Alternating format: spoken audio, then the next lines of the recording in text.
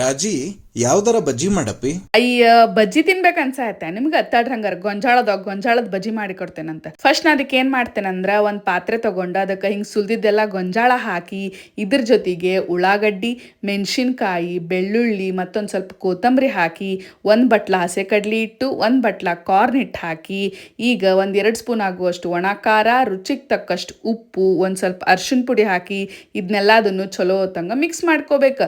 ಈಗ ಇದಕ್ಕೆ ಒಂದ್ ಸ್ವಲ್ಪ ನೀರ್ ಹಾಕೊಂತ ಬಜ್ಜಿ ಮಾಡೋ ಹಿಟ್ಟಿನ ಹದಕ್ಕ ಇದನ್ನ ಕಲಸ್ಕೋಬೇಕು.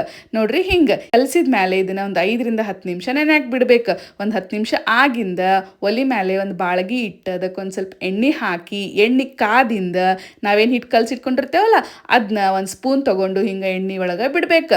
ಇದನ್ನ 2 ಕಡೆನು ಚಲೋ ತಂಗ ಫ್ರೈ ಮಾಡ್ಕೊಂಡು ಒಂದ್ ಪ್ಲೇಟಿಗೆ ಟ್ರಾನ್ಸ್ಫರ್ ಮಾಡ್ಕೊಂಡ್ರ ಮಸ್ತನು ಬಿಸಿ ಬಿಸಿ ಗೊಂಜಾಳದ ಬಜ್ಜಿ ರೆಡಿ ಆಗ್ತಾವ.